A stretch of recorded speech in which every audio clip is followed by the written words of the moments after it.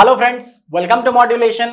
मेरा नाम है रजनीश और मैंने आपको रोड मैप के बारे में बता रखा था हिस्ट्री के लिए कि सीयूईटी में आपको how you have to approach history. History के लिए क्या क्या चीजें आपके लिए इंपॉर्टेंट है, कौन कौन से टॉपिक्स इंपॉर्टेंट है, ये बहुत इन डिटेल मैंने आपको बता रखा है। और मैंने ये भी बताया था कि आपको डेप्थ में ज्यादा नहीं जाना, आपको रेंज बढ़ानी है। ठीक है, तो ये जो वीडियो है ये एक तरह से इंट्रोडक्टरी वीडियो है आपके लिए कि आप हिस्ट्री को समझ सको। ठीक है, हम एंशिएंट हिस्ट्री की बात करेंगे यहाँ पे और समझेंगे थोड़ा सा प्री हिस्टोरिक पीरियड के बारे में। ठीक है, तो अब देखिए दो तीन चीजें हैं।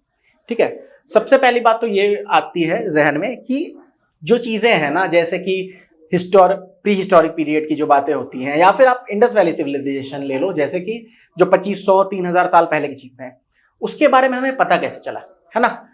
मतलब आप मोटा मोटी अगर देखो तो 18th सेंचुरी में इंडस्ट्रियल रेवोल्यूशन हुआ।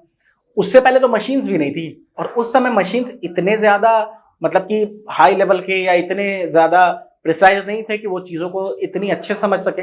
साइंस की भी जो मतलब कि एक तरह से बोले, साइंस का ग्रोथ हम कब देख रहे हैं, 16-17 सेंचुरी ऑनवर्ड्स, रेनेसां के बाद से। तो ये पता कैसे चला कि उस समय जो है किस तरह से चीजें होती थी, क्या थे, और हम कैसे उसको जो है रिक्रिएट कर पाए। तो दो तीन चीजें हैं। एक तो देखिए मटेरियल रिमेन्स। मटेरियल रिमेन्स कहने का मतलब जैसे साउथ इंडिया में मंदिर वगैरह है, बहुत पुराने पुराने मंदिर हैं। अब क्या है ना, अभी टेक्नोलॉजी हमारे पास जिसको हम रेडियो कार्बन डेटिंग कहते हैं। क्या कहते हैं? Radio carbon dating. उससे ये पता लग जाता है कि ये कितना पुराना है। एक तो मटेरियल रिमेन्स से पता चलता है, बहुत सारी चीजें पता चलती हैं, कितना पुराना है, ये किस मटेरियल से बनाया गया है, इन सबको का आइडियाज लगाया जाता है। दूसरी चीज कॉइन्स के बारे में देखा जाता है। ठीक है, कॉइन्स के स्टडी को न्यूमिस्मैटिक्स कहते हैं। क्या कहते हैं? न्यूमिस्मैटिक्स। और गुप्त पीरियड में, गुप्त काल में जो है कॉइन्स में बहुत एक्सीलेंस जो है ना उन्होंने उसको हासिल की थी। कॉइन्स के बारे में बहुत ज्यादा हम गुप्त काल के बारे में पढ़ते हैं। ठीक है, तो एक तो कॉइन्स हो गए। फिर आपको कुछ इंस्क्रिप्शंस है। इंस्क्रिप्शंस का मतलब हुआ कि कहीं पे वॉल पे कुछ लिखा हुआ मिल गया आपको। ठीक है, जैसे कि हड़प्पन जो केव्स है ना, आप उनको देखोगे, इंडस वैली सिविलाइजेशन के जितने भी केव्स वगैरह है, तो उस पर पिक्चर्स बने हुए हैं। वो अभी तक डिसाइफर नहीं हुए हैं कि वो क्या कहना चाह रहे थे, ये अभी तक डिसाइफर नहीं हुआ है। पिक्टोग्राफिक है वो स्क्रिप्ट। ठीक है, स्क्रिप्ट समझते हो? जैसे रोमन में लिखते हैं ना, जैसे कि स्क्रिप्ट का मतलब वही होता है कि जो हम अगर ये लिखें कि आई नो यू, KNOW, के मैंने किसी तरीके से इसको लिखा है और आप समझ जा रहे हो कि है, ये इसको स्क्रिप्ट बोलते हैं। इंग्लिश के पास अपनी स्क्रिप्ट है नहीं, ये रोमन स्क्रिप्ट है। हिंदी में देवनागरी स्क्रिप्ट है, द, एकार, व, नोआकार। ये एक तरह से ये सिंबल्स हैं जिससे हम लैंग्वेज पढ़ते हैं। तो स्क्रिप्ट वही है। पिक्टोग्राफिक स्क्रिप्ट है वहां की, जो इंडस वैली सिविलाइजेशन की है। पिक्टोग्राफिक स्क्रिप्ट है जिसको अभी तक डिसाइफर नहीं किया जा चुका है, नहीं किया गया अभी तक। ठीक है, तो कुछ हो गए इंस्क्रिप्शन के बारे में। अर्लीस्ट इंस्क्रिप्शन जो होते थे ना, जो सबसे पहले इंस्क्रिप्शन आए थे वो हमारे प्राकृत में थे, बाद में हमें संस्कृत वगैरह में मिले हैं। ठीक है, पहले प्राकृत के मिले हैं। उसके बाद आपको कुछ चीजें हुई, जैसे कि आपको कुछ लिटरेरी सोर्सेस हैं, जैसे हम कैसे उसको ऋग्वेद, सामवेद, ये सब जब इसको निकालते हैं और पढ़ते हैं तब समझ में आती है सोसाइटी के बारे में, और उससे हम बहुत सारी चीजें डिटेल में जानते हैं, है ना। कि वैदिक पीरियड के बारे में आइडिया कहाँ से लगता है? इन्हीं सब जो सोर्सेज है, लिटरेरी सोर्सेज है, यहाँ से पता लगता है। ठीक है, ये अर्लीस्ट किताबों में है, ऋग्वेद वगैरह ना वर्ल्ड के अर्लीस्ट बुक्स में से है। ठीक है, जो कंपाइल्ड है, ये ध्यान में रखने की चीज है। और इंडिया में जो है ना सबसे पहले सिविलाइजेशन जो है ना, ये माना जाता है इंडिया का ही है। इंडस वैली सिविलाइजेशन जो है उसी समय, मतलब और भी थे लेकिन उस समय ये जो है ना और बहुत फ्लरिश कर रहा था। तो ये हो गया। फिर कुछ फॉरेनर आए थे, उन्होंने कुछ चीजें लिखी हैं, है ना। उसको भी माना जाता है मतलब एक सोर्स माना जाता है, उससे रिक्रिएट की जाती है हिस्ट्री को, जैसा कि हम आज जानते हैं, है ना।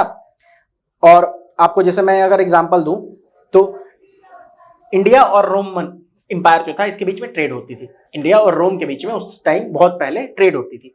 इसके बारे में एक बुक है नेचुरलिस्ट हिस्टोरिया, जिसमें प्लिनी ने लिखा है। प्लिनी नाम के एक इंसान थे जिन्होंने नेचुरलिस्ट हिस्टोरिया लिखा है। उसमें उन्होंने ट्रेड इम्बैलेंस की बात करी है। ठीक है, उन्होंने इंडिया को the sink of the world's gold कहते थे। इंडिया को उन्होंने क्या बोला था प्लिनी ने? The sink of the world's gold. कि गोल्ड जो है चूंकि ट्रेड होती थी, इसका कहने का मतलब ट्रेड इम्बैलेंस बहुत ज्यादा था, है ना। इससे पता लग रहा है कि यहां से चीजें जो है ज्यादा बेची जा रही थी। इंडिया में अभी क्या है, चाइना के साथ जैसे हम ट्रेड करते हैं, वहां की चीजें ज्यादा आ रही हैं तो यहां से पैसे वहां जा रहे हैं, है ना। लेकिन तभी उल्टा होता था, रोम को हम ज्यादा चीजें भेजते थे और उस समय गोल्ड में ट्रेड होता था, तो इसीलिए इंडिया को उन्होंने the sink of the world's gold बोला है। फिर प्लिनी हो गए, आपको और भी है जैसे कि इंडिका मेगास्थनीज की, उसके बारे में उससे हम जो है ना, और ये बहुत ही मतलब क्या बोले, एक तरह से अजीब बात है कि अलेक्जेंडर के इन्वेशन के बारे में, जो कि जिसको हम सिकंदर बोलते हैं, सिकंदर महान बोलते हैं, अलेक्जेंडर द ग्रेट, वो इंडिया में आया, इसके बारे में हमें डिटेल्स जो मिलती है वो मेगास्थनीज के इंडिका से मिलती है। ठीक है, मेगास्थनीज की इंडिका के बारे में, मतलब कि ये जनरली इंडिका मेगास्थनीज का जो है वो मौर्यन पीरियड के बारे में बताता है, और जो अलेक्जेंडर के बारे में है ना मेनली, वो ग्रीक सोर्सेस से ही हमें पता चलता है। अब ये बहुत डाउटफुल है, लोग डाउटफुल हैं एक्चुअली, अब लोग डाउटफुल हैं कि क्या सच में सिकंदर आके यहाँ जीता भी था कि नहीं, इसके ऊपर भी डिबेट है कि सिकंदर जब इंडिया आया था तो क्या वो जीता था कि हार के वापस चला गया था, क्योंकि उसके जीतने की बात सिर्फ ग्रीक सोर्सेज से पता चलती है, यहाँ सोर्सेज में कुछ नहीं लिखा हुआ है। ठीक है, तो इस तरह से जो भी पुरानी चीजें हैं ना, हम उसको रिक्रिएट करते हैं और उसको समझने की कोशिश करते हैं, इस तरह से, इन सब चीजों की तरह से। जैसे एक मूवी बनी थी मोहनजोदड़ो, मोहनजोदड़ो जो है, ये मूवी जो बनी है, ये मूवी आशुतोष गोवारिकर ने बनाई थी, ऋतिक रोशन इसमें लीड रोल में। आप आशुतोष गोवारिकर की मैं इंटरव्यू देख रहा था और ए आर रहमान का इंटरव्यू देख रहा था, ए आर रहमान ने म्यूजिक दिया उस मूवी में, तो ए आर रहमान ने बताया कि म्यूजिक के बारे में सोचने के लिए उन्होंने वहां की फोटोज देखी, कुछ कुछ चीजें, जो भी फोटोज वगैरह मिली ना उसको देखा उन्होंने, और तब उन्होंने इमेजिन किया किस टाइप का म्यूजिक उस समय चलता होगा। ठीक है, किस टाइप का म्यूजिक उसमें देना सही रहेगा। उसी तरह हम भी रिक्रिएट करते हैं चीजों को बेस्ड ऑन जो एविडेंसेस हमारे पास प्रेजेंट है, और एविडेंसेस में क्या है, जैसा कि मैंने बताया आपको, रेडियो कार्पेंटिंग जो होती है, मटेरियल रिमेन्स का, जो बुक्स हैं उसके बारे में, उसके बाद कॉइन्स है। ठीक है, इन सब चीजों से हम उसके बारे में पता करते हैं। अब हम देखेंगे कि हिस्ट्री जो है उसको डिवाइडेड है, वो डिफरेंट पीरियड्स में, उसको हम समझने की कोशिश करेंगे। तो सबसे पहली चीज है प्री हिस्टोरिक पीरियड। ये किसको बोलते हैं pre historic period? Pre historic period वो है जिसकी हिस्ट्री हमें क्लियरली आइडेंटिफाइड नहीं है, पता नहीं है, जब तक फर्स्ट सिविलाइजेशन का इमरजेंस नहीं हुआ था। इंडस वैली सिविलाइजेशन जो पहला हमारा सिविलाइजेशन था, वो जब तक इमर्ज नहीं हुआ था, उसके पहले का जो पार्ट है ना, उसे हम प्री हिस्टोरिक पीरियड कहते हैं।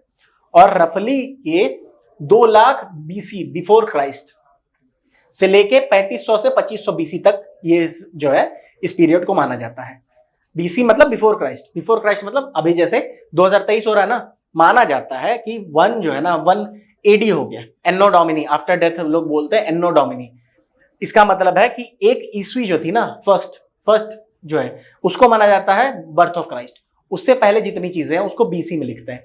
तो जो प्री हिस्टोरिक पीरियड है हम उसको क्या मान के चलते हैं, मोटा मोटी 2 लाख बीसी से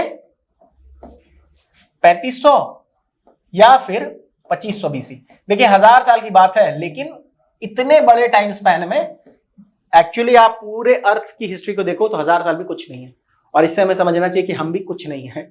सीधी सी बात है, आप इतने बड़े यूनिवर्स में एक छोटे से हिस्सा हो। ठीक है, तो आपकी खुद की ईगो बहुत बड़ी होनी नहीं चाहिए, because in the grand scheme of things you are nowhere. इसका मतलब ये नहीं है काम करना ही छोड़ दो। ठीक है, तो ये है कि फर्स्ट सिविलाइजेशन जब इमर्ज हो गया, जब अपीयर हुआ, उसके बाद से प्री हिस्टोरिक पीरियड खत्म। प्री हिस्टोरिक पीरियड को 5 पीरियड में हम डिवाइड करते हैं। सबसे पहला इसको पेलियोलिथिक बोलते हैं, दूसरा मीजोलिथिक, तीसरा नियोलिथिक, चौथा कैल्कोलिथिक और लास्ट है आयरन एज। पेलियोलिथिक, क्रोनोलॉजी याद करें, ये क्वेश्चंस बनते हैं कि क्रोनोलॉजी सेट करने के लिए सबसे पहले पेलियोलिथिक, फिर मीजोलिथिक, फिर नियोलिथिक, फिर कैल्कोलिथिक, फिर आयरन एज। ठीक है, पेलियोलिथिक सबसे पहला याद रखेंगे, एम के बाद एन आता है, सीधी बात है। मीजोलिथिक नियोलिथिक में कंफ्यूज हो तो याद रखें एम के बाद एन आता है, तो एम के बाद भी एन आया है। हालांकि बहरहाल इसको याद कर लेंगे तो ज्यादा अच्छा रहेगा। अब क्या है स्टोन एज। स्टोन एज किसको कहते हैं? इंडियन हिस्ट्री जो बिगिन होती है ना, स्टोन एज कल्चर जो इंडिया में देखा गया है, वो हमें एंशिएंट इंडिया के बारे में ही पढ़ना है। तो स्टोन एज जो है ना, स्टोन एज कल्चर जो इंडिया में देखे गए हैं, in which the human species used stone tools. Stone age क्यों बोला जाता है? देखिए आप इसको देखो, क्या लिखा है मैंने, पेलियोलिथिक, मीजोलिथिक, नियोलिथिक, कैल्कोलिथिक। इसका मतलब क्या, लिथिक, लिथोस मतलब स्टोन होता है, तो ये सब स्टोन एज के पार्ट है, ठीक है, क्योंकि यहां पे लोग जो थे ना वो स्टोन्स को यूज करते थे एज वेपन, ठीक है। और जैसे जैसे पीरियड में हम आगे बढ़ेंगे वेपन्स और रिफाइंड होते चले जाएंगे, है ना। तो जैसे सबसे पहले हम देखेंगे स्टोन एज के बारे में, कि स्टोन एज को डिवाइड किया गया 3 एजेस में, ठीक है। पहला है ये जो पेलियोलिथिक पीरियड है, पेलियोलिथिक पीरियड है, इसको 3 हिस्सों में डिवाइड किया है, स्टोन एज नहीं, पेलियोलिथिक पीरियड को, लोअर पेलियोलिथिक, मिडिल पेलियोलिथिक, अपर पेलियोलिथिक, ठीक है। तो पेलियोलिथिक पीरियड को हम लोअर पेलियोलिथिक, मिडिल पेलियोलिथिक और अपर पेलियोलिथिक एज में डिवाइड करते हैं, ठीक है। देखिए लोअर पेलियोलिथिक पीरियड जो है, मैंने आपको बताया 2 लाख बीसी से हम 2500 बीसी तक जाएंगे। लोअर पेलियोलिथिक 2 लाख से 1 लाख तक आता है, 2 लाख बीसी से 1 लाख बीसी तक। इस समय जो ह्यूमन स्पीसीज थे उसे हम होमो इरेक्टस बोलते थे। होमो इरेक्टस मतलब खड़े होकर ही चलते थे, उससे पहले चारों पैर पे, मतलब दोनों हाथ और दोनों पैर पे चलते थे ह्यूमन बींग्स, ये थे होमो इरेक्टस। और अगर आप, ऐसा माना जाता है कि अगर आप हिस्ट्री को देखेंगे तो सबसे लंबा जो सरवाइव करा है ना जिन्होंने, वो होमो इरेक्टस ही थे। 2 लाख से 1 लाख बीसी तक होमो इरेक्टस थे, मतलब एक एक्सटिंक्ट स्पीसीज है ह्यूमन बींग्स की ही। हम होमो सेपियंस हैं, हमसे पहले जो है ये हुआ करते थे होमो इरेक्टस, हमारे ही पूर्वज हैं एक तरह से, ठीक है। फिर दूसरी चीज देखें, होमो इरेक्टस अब इसी पीरियड में लोअर पेलियोलिथिक पीरियड में फायर को कंट्रोल करना सीख गए थे। किसके लिए, एक तो मीट को रोस्ट करने के लिए, और जो एनिमल्स है उसको वार्ड ऑफ मतलब उसको भगाने के लिए। तो ये यहां पे सीख चुके थे, फायर को कंट्रोल करना सीख चुके थे, ठीक है। फायर जो है ना उसने बहुत सारी चीजों को बदल दिया। माना जाता है कि गोरिल्ला जो होता है ना, गोरिल्ला और ह्यूमन बींग्स के डीएनए 1% का डिफरेंस है, और 1% की वजह से हम इतने ज्यादा, देखिए कहां कितने डिफरेंसेस हैं हमारे बीच में, है ना। तो लोअर पेलियोलिथिक में humans were known as Homo erectus, और ये फायर को कंट्रोल करना सीख गए, मीट को रोस्ट करने और वार्डिंग ऑफ एनिमल्स। देखिए एक चीज बताता हूं, आपके बॉडी में एक चीज होती है जिसे आप अपेंडिक्स कहते हो, ठीक है। बहुत सारे लोगों को पता होगा कि अपेंडिक्स जब फूल जाता है तो उसे कटवाना पड़ता है, because it is very painful. इसको हम वेस्टिजियल ऑर्गन बोलते हैं। वेस्टिजियल ऑर्गन का मतलब कि ऐसा कोई ऑर्गन हमारी बॉडी में जो कि पहले यूज होता था but it is no longer in use, अब उसका कोई यूज नहीं है। तो पहले क्या होता था कि जो अपेंडिक्स है ना उससे एक मतलब लिक्विड सीक्रेट होता था, जो कि रॉ फूड्स, क्योंकि पहले के जमाने में लोग अच्छे से पकाते नहीं थे, मतलब काफी पुरानी बात कर रहा हूं, ऐसा नहीं कि आप दादा के जमाने के सोच लो, तो रॉ फूड खाते थे ना, तो अपेंडिक्स एक सीक्रेट करता था, एक एंजाइम जो कि उसको पचा देता था। अब हम कच्चा फूड खाते नहीं है, पका के अच्छे से खाते हैं, तो उसका काम ही खत्म हो चुका है। वेस्टिजियल ऑर्गन कहते हैं इसको, ठीक है। तो ऐसे ही हमारी जो है ना एवोल्यूशन हुई है, हो सकता है कि 500 साल बाद ये हमारे बॉडी में रहे ही ना, एवोल्यूशन इसी प्रोसेस को कहते हैं, ठीक है। तो लोअर पेलियोलिथिक 2 लाख से 1 लाख साल तक इसमें फायर को कंट्रोल करना सीख गए। फिर मिडिल पेलियोलिथिक आया 1 लाख से 40,000 तक, 2 लाख से 1 लाख, 1 लाख से 40,000। ध्यान रखेंगे इस चीज को ध्यान रखना है। ह्यूमन बींग्स इस समय जो थे उनको निएंडरथल कहते थे। क्या कहते थे? निएंडरथल। अभी तक होमो सेपियंस नहीं आया है, हम होमो सेपियंस हैं, इस समय निएंडरथल थे। लैंग्वेज यहां इन्वेंट हुई थी, लैंग्वेज मतलब ये नहीं कि आप इंग्लिश और हिंदी समझने लगो, लैंग्वेज का मतलब हुआ जिस तरह से वो कम्युनिकेट कर पाए, किसी भी तरीके से हो उसे लैंग्वेज कह देते हैं।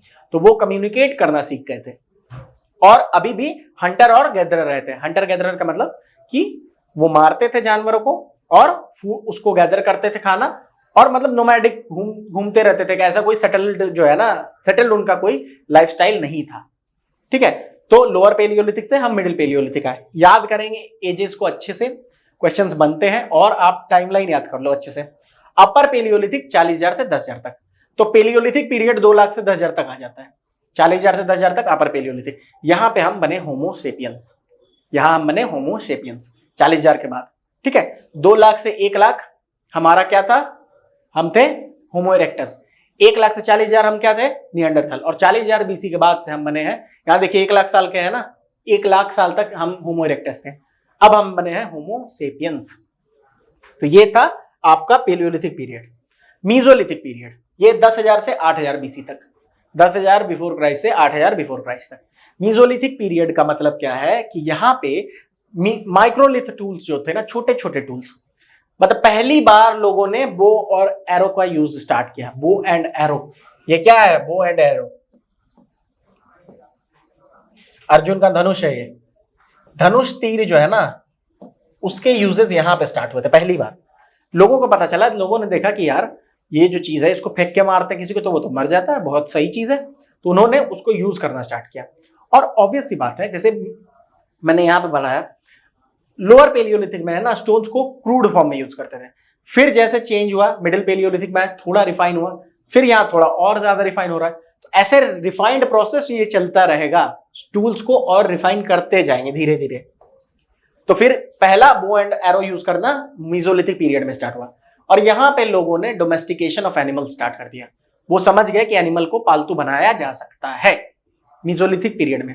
और माइक्रोलिथिक टूल्स यूज होते थे, जैसे कि स्टोन को काट के तीर के शेप में छोटा सा यूज कर रहे हैं वो, ठीक है, तो ये माइक्रोलिथिक टूल हो गया।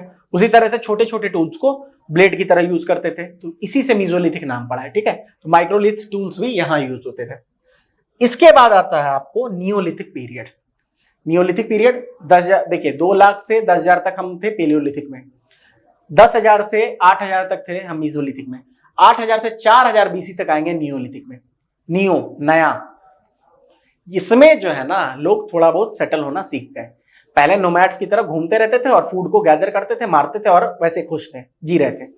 अब लोग जो है थोड़ा छोटा छोटा हट्स टाइप का कुछ कुछ बना के गुफा उफा में रहना स्टार्ट कर दिया इन्होंने। और कैटल तो रेयर कर रहे थे, इससे पहले ही डोमेस्टिकेशन सीख गए थे। थोड़ा बहुत एग्रीकल्चर भी यहाँ पे डेवलप हुई। एग्रीकल्चर, अब ऐसा मत सोचना कि आज के डेट की तरह जो है पोटास डाल रहे, यूरिया डाल। एग्रीकल्चर बेसिक लेवल पे वहां पे, मतलब एक तरह से इंसेप्शन ऑफ एग्रीकल्चर यहाँ हुआ, स्टार्टिंग, ठीक है। इंसेप्शन मूवी देखी आपने? देखिए जाके एक बार, मजा आएगा। फिर आया हमारा कैलकोलिथिक पीरियड। कैलकोलिथिक पीरियड कहां से? 4000 से 1500 बीसी, 2500 या 1500, देखिए मतलब सर्टिट्यूड के साथ तो बोल नहीं सकते हैं, बता नहीं सकते हैं कि क्या था, कितने सालों तक चला। तो ये एस्टिमेटेड टाइम पीरियड होता है। तो 4000 टू 1500 बीसी ये चला कैलकोलिथिक पीरियड। कैलकोलिथिक पीरियड का मतलब हुआ यहां पे कॉपर और स्टोन यूज होते थे। कैलकोलिथिक मतलब कॉपर एंड स्टोन टूल्स यहां पे यूज होते थे। यहां पे एक well settled community life start हो गई। जो इंडस वैली सिविलाइजेशन है ना, वो इसी का पार्ट है वो कैलकोलिथिक एज का, ठीक है। और इसी में जब इंडस वैली को हम पढ़ेंगे तो इंडस वैली में जो जो चीजें हैं, जो फीचर्स हैं, वही कैलकोलिथिक एज की फीचर्स है।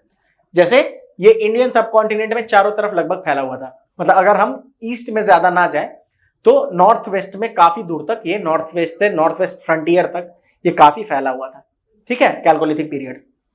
और आईवीसी इंडस वैली सिविलाइजेशन इसी एज का पार्ट है। कॉपर और स्टोन टूल्स यूज हो रहे थे।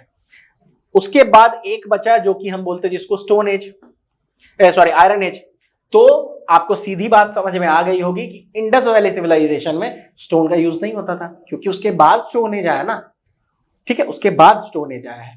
तो हम अब जो नेक्स्ट वीडियो में इंडस वैली सिविलाइजेशन जो है उसको अच्छे से डिटेल्स में पढ़ेंगे अच्छे से, ठीक है। उसके पहले आप इस वीडियो को अच्छे से देखें, समझने की कोशिश करें, थोड़े बहुत ना फोटोज देखें। जब तक आप फोटोज नहीं देखोगे ना तो क्लियर नहीं हो पाएगा। गूगल सर्च करें और कुछ पिक्स को देखें, ठीक है। प्री हिस्टोरिक टूल्स जो है आप सर्च करेंगे आपको मिल जाएगा, उससे आपको अच्छा आइडिया लग जाएगा इस चीज के बारे में, ठीक है। तो चलिए, आई होप कि आपको चीजें समझ में आ रही होंगी। And as I always say कि keep on revising things, revision नहीं करोगे नहीं होगा, ठीक है। तो चलिए, अच्छा एक चीज बता दूं, आप लोग मॉड्यूलेशन 2.0 ऐप को डाउनलोड करें प्लीज। वहां पे आपको जो है सारे डिटेल्स हमारे CUET क्लासेस के बारे में, कोर्सेज के बारे में अवेलेबल हो जाएंगी। मॉड्यूलेशन CUET 2024 करके आपको एक चैनल मिलेगा टेलीग्राम पे, उसको ज्वाइन कर लें, ठीक है। उसमें आपको अपडेट्स मिल जाएंगे। साथ में प्लीज वीडियो को थोड़ा लाइक करें, थोड़ा शेयर करें, दोस्तों के बीच फैलाओ यार। फैलाओगे नहीं तो हमें भी एक मोटिवेशन कैसा आएगा। आपको जो प्रॉब्लम आ रही है कमेंट करें, ठीक है, तो हम उसको भी ध्यान में रखेंगे। बहरहाल, you have to take care of yourself and you have to keep revising because revision is the key to success। चलिए मिलते हैं नेक्स्ट वीडियो में। Till then take care.